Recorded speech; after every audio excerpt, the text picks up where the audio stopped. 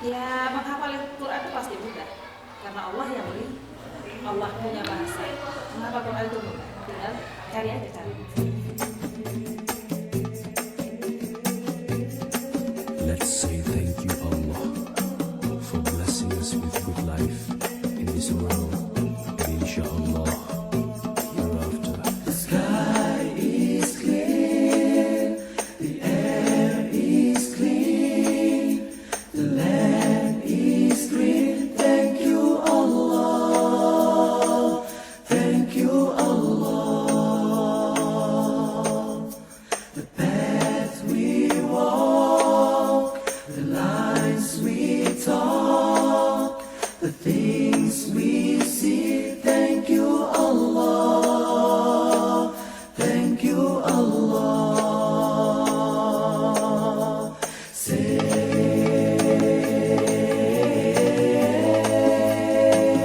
thank you Allah, thank you Allah.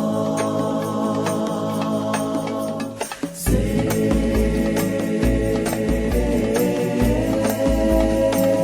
thank you Allah. Hari ini kita ngumpul di sini, ya kan?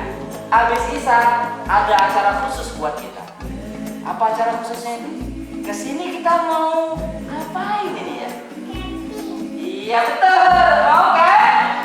Tapi camping kita istimewa, berbeda dari anak-anak yang lain itu pergi camping. Betul?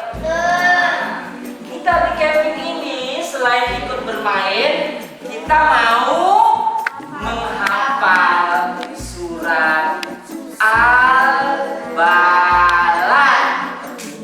sebuah negeri ya.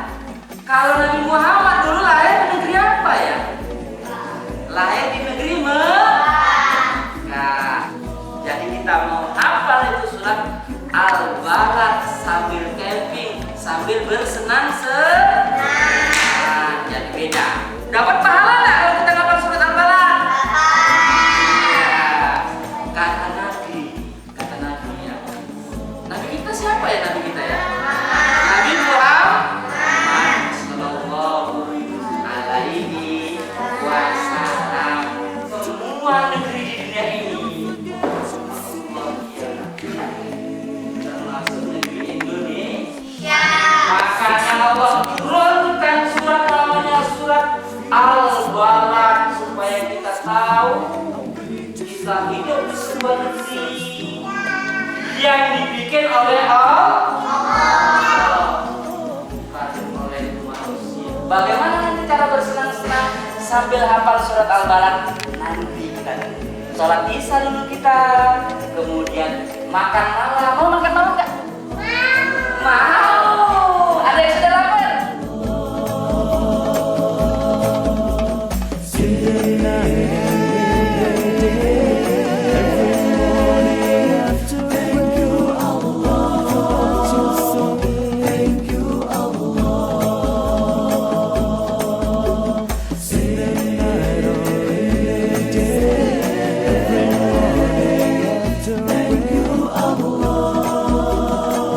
Thank you Allah. Say every time we lay, thank you Allah. Apa artinya?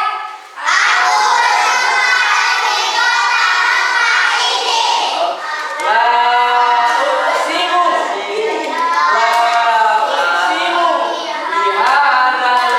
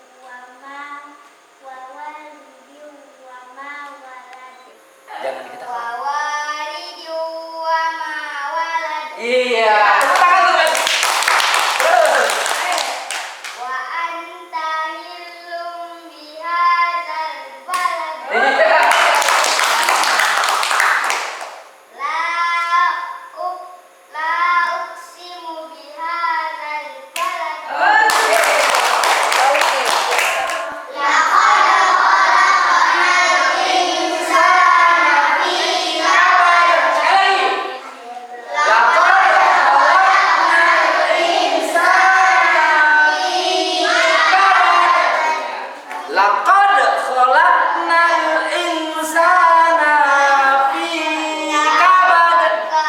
Laqad khalaqnal insana fi kabad. Ya. Dengan susah.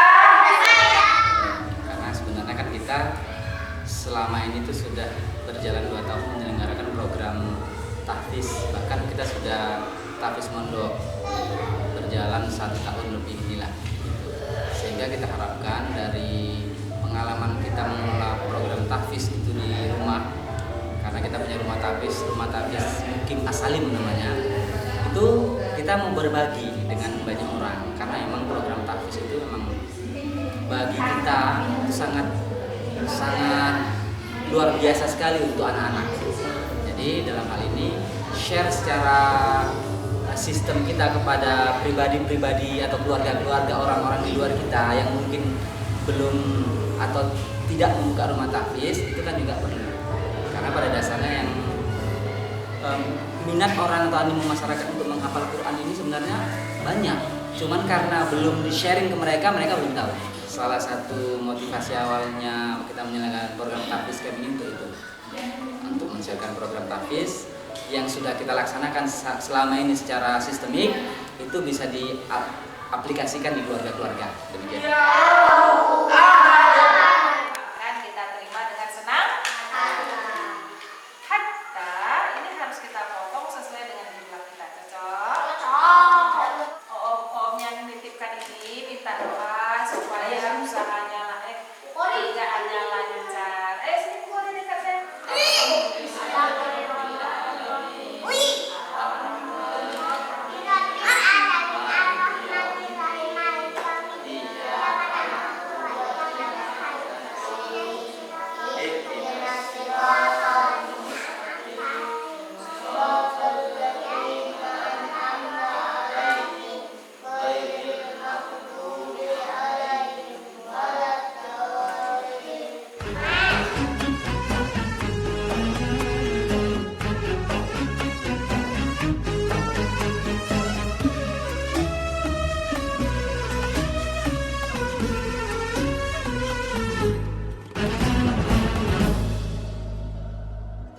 My heart is so full of longing.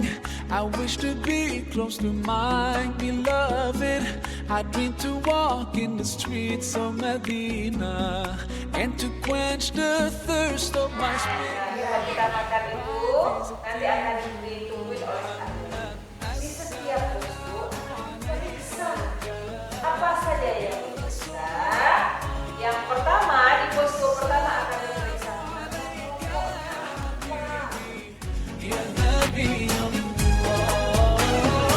Assalamu alaika ya Rasulullah. Sebetulnya dalam pengalaman kita atau dalam program yang kita rancang di rumah tahfiz itu salah satu pengobatan. Yang paling dibutuhkan manusia untuk hidup adalah bagaimana punya sistem nilai. Sistem nilai itu adalah Quran. Maka untuk punya sistem nilai itu dan untuk mengenal Quran lebih baik, itulah programnya, program tahfiz. Tapi yang lebih penting lagi di samping program tahfiznya adalah pembekalan kepada anak bagaimana dia memasuki dunia dewasa. Jadi sebetulnya kita inginkan dengan program tahfiz Mukim maupun Pak tahfiz dalam bentuk camp seperti ini adalah bagaimana mensosialisasikan kepada banyak orang untuk memberikan bekal yang cukup kepada anak memasuki dunia dewasa. Sebelum baligh, pembekalan ini harus sudah selesai. Sehingga ketika dia baligh dengan tanggung jawab yang persis sama seperti orang dewasa, seorang anak itu bisa melakukan fungsi-fungsinya sebagai khalifatul fil ardh. Bagaimana dia belajar itu? By proses. Jadi, menghafal Quran adalah sebuah aktivitas, pembobotannya adalah aktivitas yang lebih penting. Kemudian kita akhirnya berfokus bukan pada berapa banyak anak mencapai jumlah hafalan, tapi berapa banyak dari yang dia baca dari Quran itu yang masuk ke dalam sistem nilai kehidupan dia. Misalnya, kalau orang hafal Quran itu sebetulnya adabnya seperti apa? Kalau bicara kata-kata apa yang dipakai? Kalau dia melihat kesulitan temannya, apa responnya? Kalau dia melihat sebuah suasana yang buruk apa responnya. Ini lebih penting daripada berapa banyak dihafal. Biarlah dia hafalannya step by step sedikit, tetapi hasil kualitas kemanusiaannya itu tinggi. Itu yang kita harapkan. Dan dengan program yang seperti ini itu akan banyak dikenali oleh orang lain, banyak orang-orang yang terinspirasi untuk mengerjakan seperti apa yang kita kerjakan. Sehingga program ini diusung oleh banyak orang, bukan oleh kita sendiri saja, tapi oleh banyak orang. Dan ke depan kita berharap program tahfiz ini menjadi program internal rumah-rumah tangga Muslim yang ada, menjadi sebuah lifestyle. Menghafal dan hidup dengan Quran itu menjadi lifestyle baru, menjadi kultur baru, dan menjadi budaya baru di Indonesia.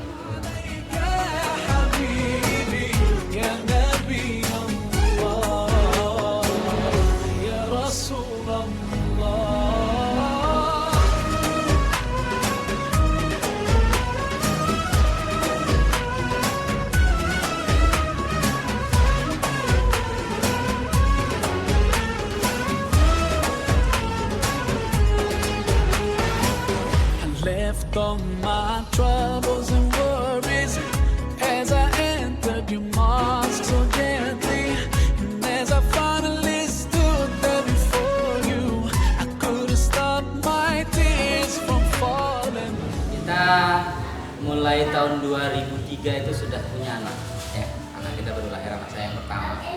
Sejak kelahiran anak yang pertama itu kita mulai fokus kepada bobot apa yang harus kita berikan kepada anak itu. Jadi dalam pandangan kita, karena memang kita seorang muslim yang kepingin taatnya itu sepenuhnya, dan memang kita tahu bahwa Quran itu adalah pedoman hidup kita mau anak kita itu intens belajar dan mempelajari soal-soal yang berhubungan dengan Quran. Jadi saya pikir program tahfiz adalah salah satu solusinya. Tapi kita lihat bahwa program tahfiz itu salah satu solusi yang tepat buat saya, buat keluarga saya. Gitu. Makanya kita akhirnya mencari di mana kita harus mempelajari sehingga kita bisa membuka program di rumah untuk tahfiz anak saya. Itu berjalan beberapa tahun, memang kita belum ketemu. Akhirnya di tahun 2012 kita ketemu dengan Ustadz Yusuf Mansur yang memang sedang mensosialisasikan program One Day One Ayat, tepatnya itu di akhir Januari, di akhir Desember ya, 2012 gitu. Dan ternyata memang surprise saya bahwa program tahfiz itu adalah sebenarnya program yang enggak sulit-sulit amat begitu, enggak eksklusif gitu. Bahwa program yang selama ini kita paham kalau program tahfiz itu seperti di pesantren, ternyata berbeda.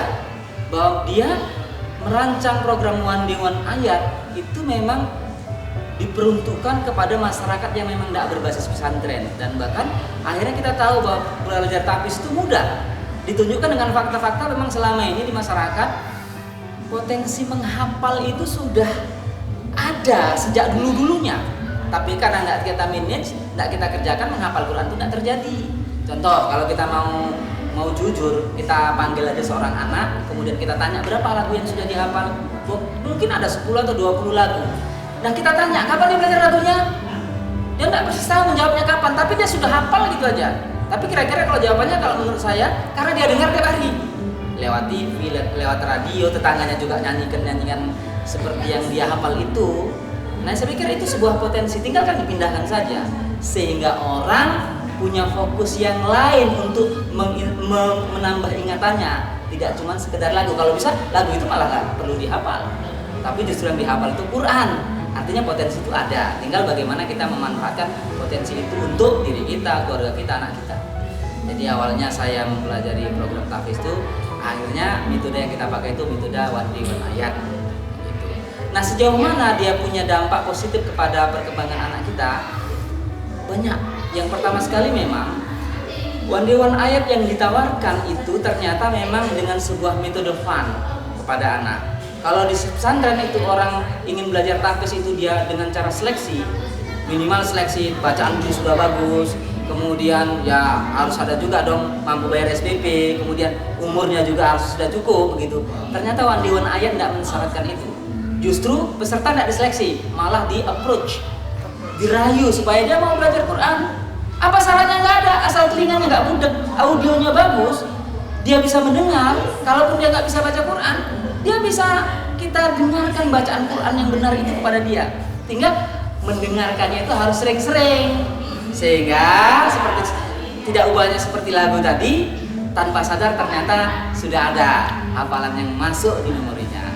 Jadi memang wah luar biasa, saya memberikan aplaus dan apresiasilah kepada program Mandiwan Ayat ini. Dan kemudian bahwa untuk menjadi seorang hafiz itu dia tidak cuma sekedar menghafal, ada budaya-budaya para hafiz sejak zaman salafus saleh dulu. Contoh, kalau sholat 5 waktu itu biasa memang harus terjaga. Orang nggak belajar hafiz juga ya harus jaga sholatnya. Tapi sholat sunatnya itu diupayakan dikerjakan oleh seorang hafiz. Kemudian puasanya, kalau bisa sampai dengan puasa Daud. Kalau kita sekarang di program hafiz baru puasa Senin Kemis. Begitu. Kalau sholatnya ya minimal sholat tahajud, sholat malam. Kemudian sholat sunat rawatib di dalam setiap sholat fardunya itu dikerjakan. Jadi saya pikir anak-anak nggak sempat ngerjain yang lain. Kalau itu memang sudah diprogram, ya itu menjadi sebuah program harian dia. Masalahnya kecenderungan anak-anak ini sudah punya input program yang lain sehingga sulit diajak ke sana. Nah ini sesuatu yang memang harus kita pikirkan. Nah kita sudah dapat solusinya bahwa Mandiwan Ayat itu belajar dengan cara yang fun untuk membongkar kebiasaan lama dia.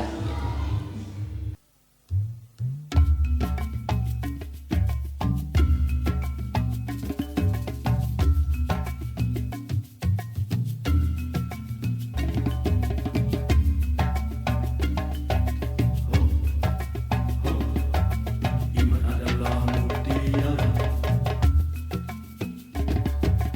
Iman adalah mutiara di dalam hati manusia yang meyakini Allah. لقد خلقنا الإنسان في كبد لقد خلقنا الإنسان في كبد الذين آمنوا وتواصوا بالصبر. Tanpamu iman bagaimanalah menjadi hamba Allah yang bertakwa. Iman tak dapat diwarisi dari seorang ayah yang bertakwa. Ia tak dapat dijual beli. Ia tiada di tepian pantai. Walau apapun caranya jua, engkau mendaki gunung yang tinggi, engkau merentas lautan api, namun tak dapat jua dimiliki jika tidak kembali pada Allah.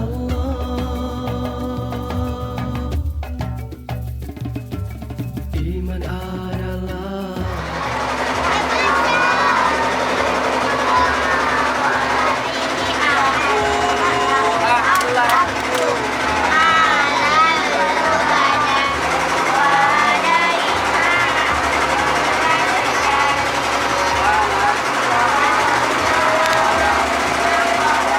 kamu iman bagaimanalah merasa diri hamba padanya. Tanpamu iman bagaimanalah menjadi hamba Allah yang bertakwa. Iman tak dapat diwarisi dari seorang ayah yang bertakwa. Ia tak dapat dijual beli. Ia tiada di tepian pantai. Walau apapun caranya jua, engkau mendaki gunung yang tinggi, engkau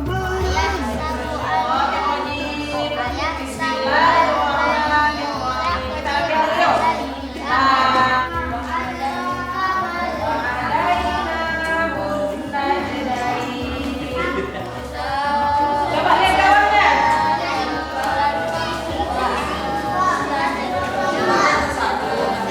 Yang lain boleh sambil duduk, lihat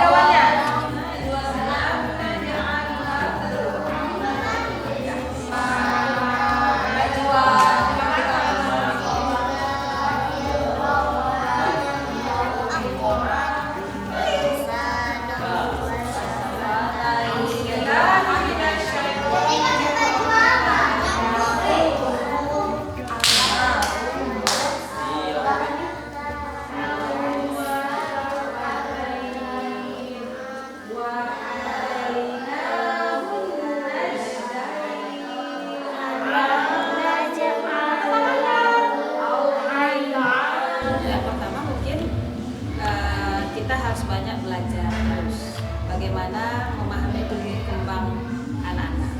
Karena kita harus selalu merancang sesuatu yang memang anak banget gitu. Karena Quran itu kan sesuai dengan madhunya ya. Jadi kalau untuk anak memang harus anak banget. Kalau untuk remaja memang harus aku banget. Kalau untuk dewasa ya harus sangat orang masuk bahasa orang dewasa. Itu yang pertama. Yang kedua, bagaimana mensosialisasikan ini lebih jauh. Karena kita sudah punya semacam role model. Dengan adanya program tahfiz yang kita selenggarakan, kita sudah punya role model. Tapi ini kan hanya segelintir. Dan daya tampung kita kalau yang mondok itu cuma 10. Ini tidak akan bisa menjadi sebuah gaya hidup di Indonesia kalau kita kerjain sendiri. Jadi kita berharap banyak orang yang mengerjakan apa yang kita kerjakan. Bagaimana mensosialisasikan itu terus kita upayakan supaya banyak orang mendengar, supaya banyak orang terinspirasi, supaya banyak orang bersemangat untuk melakukan. Yang ketiga, kendalanya selalu klasik, tapi kita tidak pernah menganggap itu kendala, makanya tidak ketawa dikit. Bagaimanapun operasional tetap menjadi kendala, tapi buat kita itu bukan kendala, itu tantangan. Bagaimana kita menutupi operasional yang harus kita lakukan. Kalau selama ini menutupi operasional dengan cara kita kerjain sendiri sesuatu yang bisa kita kerjain. Jadi selama ini siapa yang mengajar untuk tahfiz? Karena untuk membayar guru tahfiz itu kita masih butuh operasional eksternal dan kita menginginkan guru itu bisa menangkap mindset kita persis seperti yang kita inginkan. Ternyata sulit mencari guru dengan dana yang kita siapkan dengan target seperti yang kita inginkan. Itu masih belum ada pertemuannya kan. Jadi kita kerjain sendiri. Maka buat kita operasional itu perlu. Penting sekali sebetulnya untuk mencapai titik idealnya, tapi bukan kendala yang membuat kita terhambat. Mungkin itu yang paling utama kalau ke depan kita harus selesaikan problem-problem. Cepat yang di dalam. Kenyang? Sudah naik perahu? Sudah berenang? Kak, ini kan di mana? Kotor. Tidur ini basah. Basah betulnya.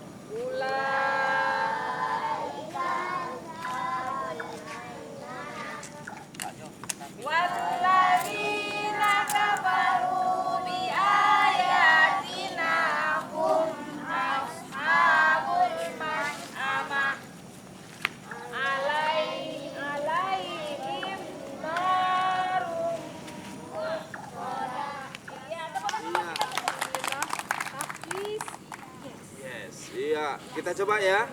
Abi mau lihat semuanya semangat. Apa kabar semuanya, anak Abi? Iya, alhamdulillah. Iya, ada yang rindu nggak sama ayah, ibunya? Udah 2 malam, ini sekarang malam yang kedua nggak ketemu. Iya? Iya. Jadi kata Rasulullah, kalau nanti di akhirat kita yang hafal Quran sekarang ini di dunia, maka nanti di akhirat, ya Rasulullah bilang kita akan menjadi penyebab ayah ibu kita dapat mahkota, dapat hadiah. Kalau mahkotanya cahayanya indah, cantik sekali. nanti gelap, ya mungkin ya. Mahkotanya yang ada di akhirat itu terangnya luar biasa, terang cantik. Iya, seperti matahari. Itu hadiah untuk abi umi kita di akhirat. Ya, tapi kalau kita nggak menghafal, kita nggak baca Al-Quran, maka tidak dapat hadiah. Tapi mudah-mudahan kita penghafal Al-Quran, Al-Quran yang kita baca, Al-Quran yang kita hafal akan menghindarkan kita dari api neraka. Ya, dia akan menyelamatkan siapa? Menyelamatkan kita. Al-Quran yang menyelamatkan kita. Jadi kalau khususnya untuk kegiatan hari ini kan sebuah langkah awal bagi orang-orang tua yang anaknya itu dititipkan kemari selama camping 2 malam 3 hari ya. Jadi kita harapkan di sesi terakhir camping itu orang-orang tua kita harapkan sebenarnya ngumpul. Disitulah kita adakan parenting tahfiz, sebuah bekalan kepada orang tua dan sekaligus tentang informasi tentang perkembangan anaknya terkini, bahwa anaknya hari ini sudah hafal surat Al-Balad 20 ayat dalam tempo sekian waktu, karena ada program yang kita kenakan ke dia atau yang kita jalankan ke dia. Sehingga harapan kita kepada orang tuanya, program yang kita jalankan di sini itu bisa ditindaklanjuti. Anaknya bisa kok hafal sepanjang memang terus dikawal. Kalau dia dilepas ya memang nggak jadi apa-apa, hafalannya pun bisa hilang. Nah, tapi kalau seandainya bahwa setelah selesai camping ini orang tuanya kemudian komitmen membuat jadwal minimal 1 jam atau setengah jam setiap harinya bagi anaknya untuk menambah hafalan sekaligus murojaah yang sudah dihafal, saya pikir ini keren ini. 30 hari aja dia pertahankan, bisa dijalankan oleh orang tuanya di rumah, ini sudah menjadi habit baru itu di keluarganya. Bahkan orang tuanya sendiri itu mengalami pencerahan karena program dari anaknya. Ini saya pikir sangat positif sekali begitu, sehingga bahwa benarlah apa potensi yang pada anak kita dititipkan Allah berhubungan dengan persoalan menghafal ini, seperti yang sudah saya jelaskan tadi, tiba-tiba hafal 20 lagu, itu di sini dibuktikan oleh orang tuanya. Nah, alhamdulillah luar biasa. Ini persoalannya mau atau tidak. Kalau maunya itu dalam persentase yang kecil barangkali juga belum kuat daya dorongnya. Padahal anak adalah investasi luar biasa bagi orang tuanya nanti. Yang nyata, kalau tidak ada tindak lanjutnya. Nah, sebelum kita bicara soal tindak lanjut, coba anak-anak yang laki-laki tolong berbaris di sebelah belakang, yang perempuan berbaris di sebelah depan, biar ayah bundanya lihat ngapain aja sih anaknya dari Jumat sampai hari Minggu ini. Silakan. Allah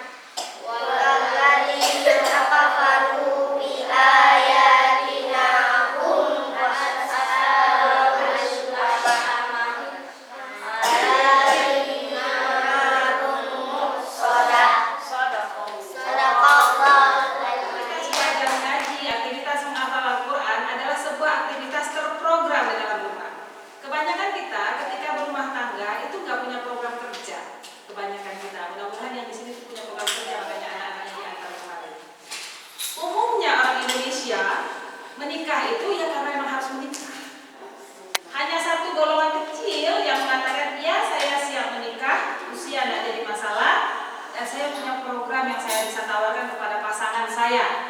Terserah itu yang punya kesiapan laki-laki atau perempuan, tapi dia punya program minimal miliknya sendiri untuk di-merger dengan program pasangannya. Nah, kalau salah satu di antara program keluarga kita adalah program tahfiz keluarga. Bukan cuma anaknya, tapi juga orang tuanya. Ini dibawa pertama kali dari lingkungan yang paling dekat, yaitu ayah ibunya. Kalau kita bisa buat suasananya nyaman, menyenangkan, anaknya terlibat merancang, tempat yang paling menyenangkan adalah rumah kita. Tempat di mana keluarga kita diterima secara lapang dada, itu adalah rumah kita. Bukan cuma mau yang baik-baiknya saja di rumah itu, tapi yang buruk-buruk juga diterima untuk menjadi baik bersama, tidak menjadi aib yang disebarluaskan. Nah, inilah harapan kita kepada Bapak Ibu sekalian. Apa yang didapatkan anak-anak bisa dimanfaatkan dengan baik, bisa di-follow up, kemudian bisa dirangsang untuk terus bertambah dari hari ke hari. Teman-teman dari Object Picture, jadi mudah-mudahan apa yang mereka sedekahkan buat kita berupa kalian. Kita berharap dari apa yang mereka capai atau mereka karyakan itu yang mereka buat akan menginspirasi banyak orang untuk membuat seperti apa yang kita buat, karena kita tidak bisa menjangkau banyak tempat. Dan kerjaan ini kerjaan besar. Kalau kita kerjakan sendiri nggak sanggup. Kita harus kerjakan bersama-sama dengan berbagai elemen yang ada. Baik orang-orang yang sudah punya kesadaran seperti Bapak Ibu sekalian maupun orang yang belum, tapi dia punya anak-anak. Kita yang ajak, yuk kita bisa kok, kita bisa. Dan kita sering kali bilang pokoknya anak saya jadi anak yang soleh. Padahal kalau kita mau lebih jauh, soleh itu tidak sekadar bisa baca Quran dan terjaga sholatnya, tapi bagaimana dia memanage bumi ini, karena dia adalah khalifatul fil ard. Kalau saya pertama sekali memberikan kepada pendidikan anak itu inspirasinya, kita mau setelah kita mengalami titik balik dan akhirnya kita mau anak kita bermain di sama seperti kita dan harusnya lebih hebat lagi, pendidikan itu harusnya tidak diserahkan bulat-bulat ke orang lain. Makanya lembaga pendidikan anak itu mengusung pendidikan berbasis keluarga. Artinya stakeholder pendidikan itu adalah orang tua. Ya, menghafal itu mudah. Kemudian seorang penghafal Quran itu akan diberi hak penuh kepadanya nanti di akhirat untuk membawa 10 orang keluarganya untuk melewati itu masuk surga tanpa hisab. Kalau saya sebagai orang tua, kita sadarnya di tengah-tengah perjalanan. Saya pikir dengan bekal masa lalu dalam tanpa kesadaran itu, hari ini sudah sadar, masih panjang lagi waktu nggak sadarnya. Jadi kalau saya pun nanti dipanggil, saya pikir apa iya rasanya bisa sampai ke tempat yang kita inginkan yang disebut jannah itu. Saya pikir saya butuh anak saya, dan cara yang hari ini saya pikir efektif bagi saya, ya harus kita hitung-hitungan matematis juga kan. Kalau anak saya bikin bisa jadi hafal Quran, mungkin nggak cuma saya, uminya juga, ya mungkin orang tua saya juga, kan begitu, kakeknya dia, gitu mungkin dapat jatah kecipratan baiknya dari kebaikan dia. Di hatiku Al-Quran cahaya hidupku, ku yakin insya Allah masuk surga. Sekali lagi yang semangat, 1, 2, 3. Al-Quran di hatiku, Al-Quran cahaya hidupku, ku yakin insya Allah masuk surga.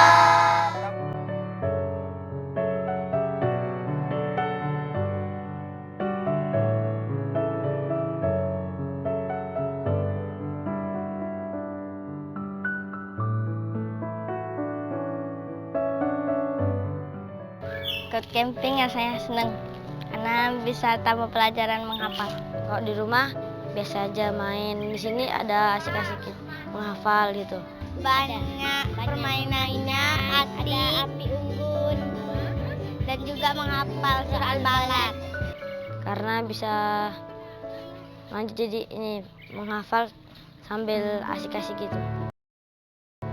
Pertama dimurojaahkan dulu sama Abi, baru kami murojaah kembali. Semoga teman-teman bisa makin giat menghafal Al-Quran. Kalau Nova ingin mengajarkan orang yang lain, harapan kedepannya Pengen menghafal terus supaya bisa dapat beasiswa ke Australia. Itu bantu orang menghafal Al-Quran juga. Diberi hadiah kalau di hari akhir nanti dikasih hadiah Allah. Karena nanti pengennya menghafal itu karena kalau di surga nanti bisa dapat orang tua yang bisa dapat mahkota. Yang pertama momennya liburan, otomatis kalau untuk kegiatan-kegiatan seperti kayak liburan wisata itu kan bisa kapan saja sebenarnya, nggak butuh waktu yang panjang seperti camping ini. Jadi saya pikir lebih baik wisata religi daripada saya bawa dia ke kebun binatang, ke mall, itu kan udah zaman-zaman dulu gitu ya. Sekarang lebih baik kita bawa anak-anak ini yang lebih ke religi. Yang kedua, saya sebelumnya juga sudah mengenal lembaga penyelenggaranya, yaitu Ibu Mulia ya. Saya sebelumnya sudah pernah komunikasi dan saya percaya konsepnya sangat sesuai dengan visi misi saya untuk mendidik anak saya secara Islam. Kalau untuk meningkatkan pengetahuan tentang agama itu sudah pasti, karena ini kan temanya memang tahfiz Camp for Kids gitu. Apalagi dia nanti oleh-olehnya katanya bawa surat Al-Baladnya gitu. Tapi paling tidak dia sudah mengerti dan mulai mencintai bahwasanya Al-Quran itu bisa menjadi panduan hidup. Jadi mungkin dengan konsep anak-anak yang diberikan oleh sang pengajar, setidak-tidaknya anak saya mulai mencintai dan mengerti bahwasanya belajar agama itu bisa secara fun. Ya, jadi tidak hanya belajar tentang ilmu tapi juga tentang iman gitu ya. Jadi melalui Al-Quran kedepannya mungkin dimulai dari camping ini dia jadi lebih mengetahui bahwasanya belajar agama, belajar Al-Quran itu sama menariknya seperti dia juga belajar di sekolah yang umum-umum saja gitu. Harapannya tentunya selain surat Al-Balad, surat-surat yang berikutnya sampai insya Allah dia menjadi tahfiz Quran dan bisa mengangkat derajat orang tua dan keluarganya. Karena saya juga sudah komunikasi dan diskusi dengan gurunya, Ibu Mulia, mudah-mudahan kegiatan ini bukan hanya yang pertama, tapi per periodik ada, misalnya per 3 bulan, per 6 bulan sesuai dengan tema. Seperti di luar negeri ada summer camp, ada spring camp gitu. Jadi anak-anak itu punya kegiatan yang sudah terencana sebelum menghadapi liburan. Kepengennya juga seperti itu di Indonesia kita, apalagi yang Muslim, anak-anak ini sudah dibentuk bukan hanya tentang pengetahuan yang umum, tapi secara setahun dia sudah tahu nanti liburan yang pertama ini mau kemana, liburan kedua ini mau kemana, seperti itu. I love this program, semoga terus menerus.